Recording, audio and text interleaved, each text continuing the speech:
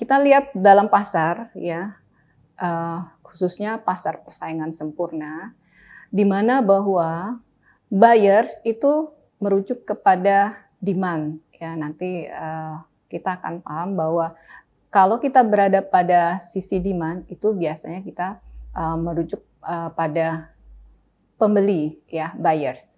Sedangkan kalau kita bicara mengenai sellers ya, biasanya kita ini akan merujuk kepada supply ya, pihak-pihak yang menawarkan barang ataupun jasa. Nah, sekarang kita bahas dulu satu-satu apakah itu demand dan apakah itu supply.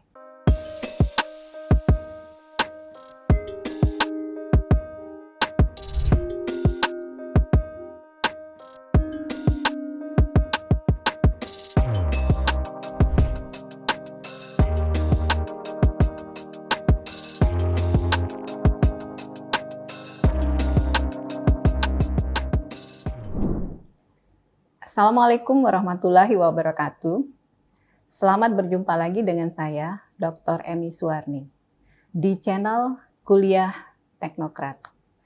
Nah, pada pertemuan kali ini kita akan membahas mengenai dua hal, yaitu mengenai kurva demand dan kurva supply. Dan selain itu kita juga akan membahas mengenai faktor-faktor apa yang menyebabkan kurva supply dan kurva demand itu akan bergeser. Baik, kita akan mulai saja materi kita hari ini ya. Pertanyaan kita hari ini yang akan kita bahas itu adalah mengapa kurva demand dan mengapa kurva supply bergeser. Nah, untuk menjawab pertanyaan tersebut, maka kita akan review dulu beberapa materi kita yang berkaitan dengan apakah itu kurva supply dan apakah itu kurva demand. Nah, kalau kita bicara mengenai kurva supply dan kurva demand, secara umum kita akan bicara dulu mengenai market ya. Nah, timbulnya supply dan demand itu biasanya terjadi di pasar ya. Nah, mengenai definisi pasar ya, kita lihat dari main Q ya, bahwa a market is a group of buyers and sellers of particular goods or service ya. Jadi di mana pasar itu adalah kelompok di mana ada pembeli dan juga ada penjual ya. Di mana di sini pembeli dan penjual itu mereka meminta ataupun menawarkan barang ataupun jasa. Nah, dari terminologinya, supply dan demand itu merujuk kepada perilaku dari masyarakat itu sendiri, di mana mereka berinteraksi satu sama lain di pasar. Nah, kita lihat dalam pasar ya, khususnya pasar persaingan sempurna, di mana bahwa buyers itu merujuk kepada demand ya. Nanti kita akan paham bahwa kalau kita berada pada sisi demand itu biasanya kita merujuk pada pembeli ya, buyers. Sedangkan kalau kita bicara mengenai sellers ya, biasanya kita ini akan merujuk kepada supply ya, pihak-pihak yang menawarkan barang ataupun jasa. Nah, sekarang kita bahas dulu satu-satu apakah itu demand dan apakah itu supply. Kita pertama akan bahas dulu mengenai demand. Apakah itu demand atau apakah itu quantity demanded atau kuantitas barang yang diminta ya. Nah, dari definisinya bahwa kuantitas barang yang diminta adalah sejumlah barang ataupun jasa yang diinginkan dan mampu untuk dibeli oleh pembeli. Nah, dalam hal ini ada yang disebut dengan law of demand ya, hukum demand, di mana hukum demand ini mengatakan bahwa apabila hal-hal yang lain itu dianggap tetap, maka kuantitas barang itu akan turun, kuantitas barang yang diminta itu akan turun apabila harga barang naik. Sebaliknya, kuantitas barang yang diinginkan akan meningkat apabila harga barang itu turun. Nah, untuk melihat hubungan antara jumlah barang yang diinginkan atau yang diminta dengan harga barang, itu akan kita lihat pada kurva demand, ya. Nah, di mana untuk menggambarkan kurva demand, biasanya kita akan lihat dulu schedule dari permintaan atau demand schedule. Apakah itu demand schedule? Demand schedule itu adalah satu tabel, ya, tabel yang menunjukkan atau memperlihatkan hubungan antara barang dan kuantitas barang yang diinginkan. Jadi ada harga dan ada barang yang diinginkan atau barang yang diminta. Nah, misalnya, kita ambil contoh ya, boleh dilihat pada gambar ini. Ini adalah schedule demand dari Catherine, ya, atau schedule permintaan dari Catherine atas es krim.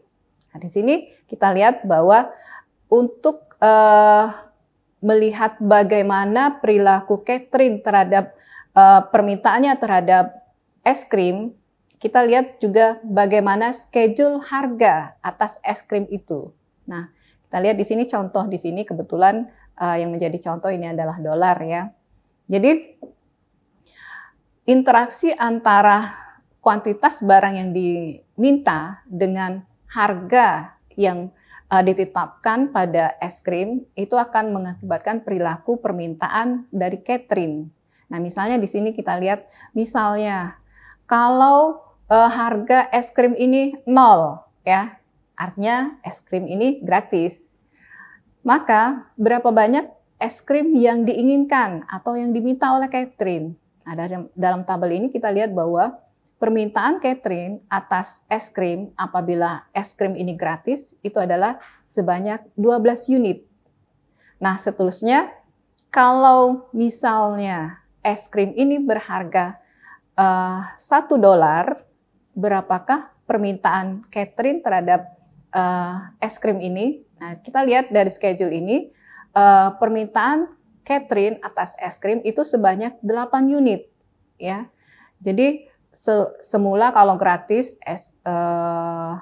Catherine akan meminta 12, tapi kalau harganya $1, Catherine cuma mau 8 unit saja, ya, 8 kon es krim. Nah, bagaimana kalau harga es krim ini naik, ya? Bukan $1 lagi, tetapi sudah naik menjadi $2. Bagaimana permintaan Catherine terhadap es krim ini? Nah, dalam hal ini, semakin harga naik, semakin berkurang permintaan Catherine terhadap es krim. Kita lihat di sini bahwa dengan harga $2, Catherine cuma mau membeli 4 unit atau 4 kon es krim saja, ya. Dan kita lihat semakin tinggi harga es krim, semakin berkurang permintaan dari atau keinginan dari Catherine untuk beli es krim. Misalnya di sini kita lihat kalau harganya sudah $3, Catherine sudah nggak mau lagi beli es krim, ya, karena menurut Catherine ini es krimnya sudah terlalu mahal, ya. Nah, demikian ya. Jadi schedule ini memperlihatkan bagaimana tingkat harga itu dengan kita interaksikan dengan permintaan atas barang, satu jenis barang. Baik, selanjutnya kita lihat hubungan antara harga barang dan kuantitas barang yang diinginkan. Ini bisa kita lihat dari grafik, ya. Jadi ada grafik atau kurva demand. Nah, di sini kurva demand itu adalah satu kurva yang menggambarkan hubungan antara harga barang dan berapa banyak barang yang diinginkan. Jadi kalau kita hubungkan dengan tabel atau schedule permintaan catering tadi, dari tabel itu kita bisa gambarkan bagaimana hubungan antara permintaan es krim dengan harga es krim itu sendiri. Nah, dalam gambar bisa dilihat ya bahwa pada sumbu tegak itu menggambarkan tingkat harga dari es krim itu sendiri. Kemudian pada sumbu mendatar itu menggambarkan jumlah atau kuantitas permintaan atas es krim tersebut. Nah, kita lihat di sini ya tabel itu. Jadi kalau misalnya tadi kalau harganya gratis itu berarti kurva itu akan menyentuh sumbu X ya atau garis mendatar ya, di mana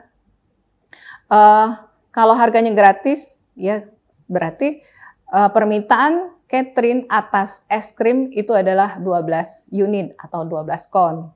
Sedangkan kalau harganya sedemikian mahal dan catering tidak mau beli es krim, itu kurvanya berada pada titik di mana harga $3 itu menyentuh sumbu Y ke atas ya, sumbu vertikalnya. Ini berarti catering nggak mau beli ya dengan harga tertinggi itu $3. Nah, antara harga paling tinggi dengan harga yang tidak ada atau gratis itu kita bisa sambungkan ya ini dengan adanya titik-titik ya. Titik-titik itu menggambarkan antara harga es krim dengan permintaan es krim dari catering tadi. Misalnya ya pada harga $1 ya, kita lihat harga $1 itu di sumbu atas ya, sumbu tegak, kita gabungkan dengan permintaan catering sebanyak 10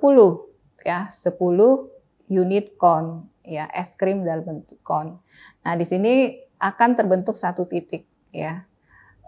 Selanjutnya demikian juga kalau harga es krim itu 2,5, berapa es krim yang diinginkan oleh catering itu sebanyak 2 unit es krim ya. Nah, jadi ini akan membentuk satu titik di mana setiap titik-titik interaksi antara harga dengan barang yang diinginkan itu kalau kita sambung ya, kita akan membentuk satu kurva yang disebut dengan kurva demand. Ya, jadi kurva demand itu menggambarkan kombinasi antara harga barang dengan kuantitas yang diinginkan atau yang diminta. Selanjutnya, kita saksikan video profil Universitas Teknokrat Indonesia.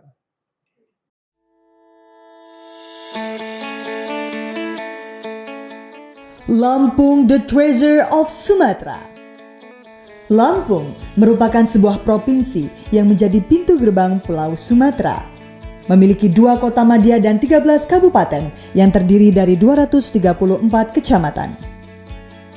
Provinsi dengan luas 35.587 km persegi ini menyimpan jutaan keindahan alam yang luar biasa.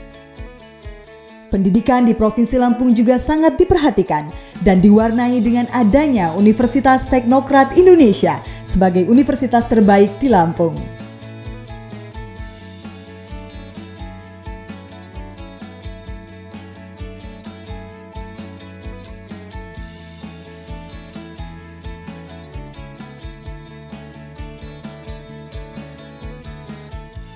Universitas Teknokrat Indonesia memiliki 3 fakultas dan 13 program studi. Fakultas Teknik dan Ilmu Komputer memiliki 7 program studi.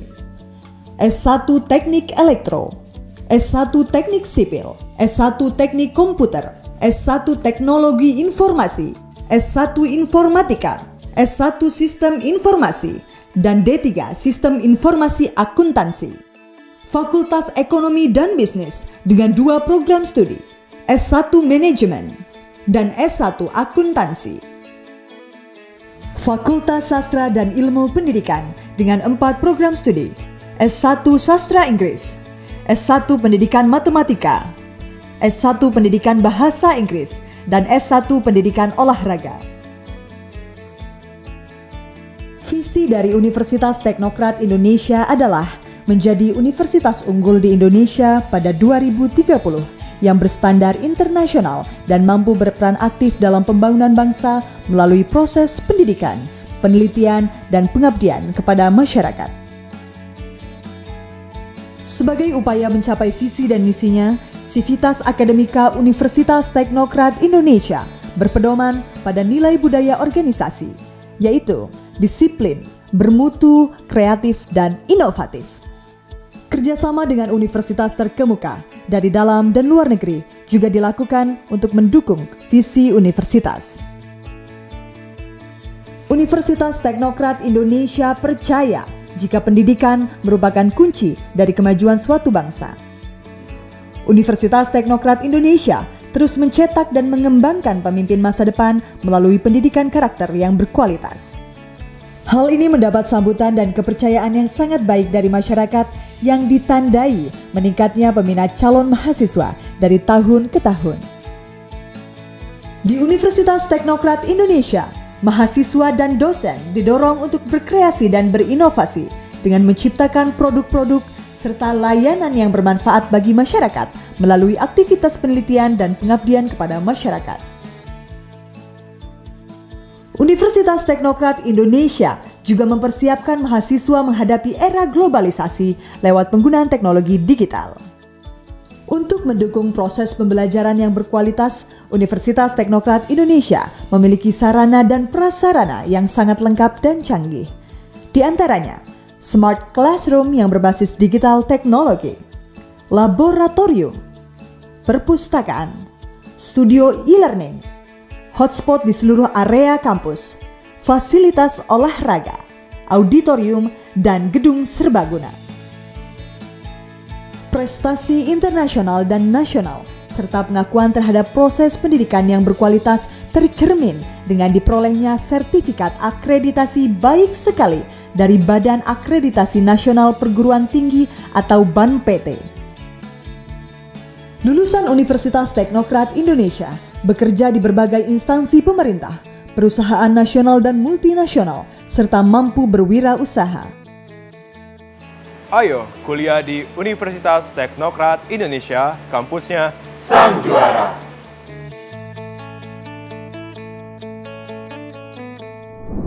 Terima kasih sudah menyaksikan video pembelajaran ini. Jangan lupa like, komen dan subscribe, serta nyalakan tanda loncengnya agar kalian tidak ketinggalan informasi update lainnya.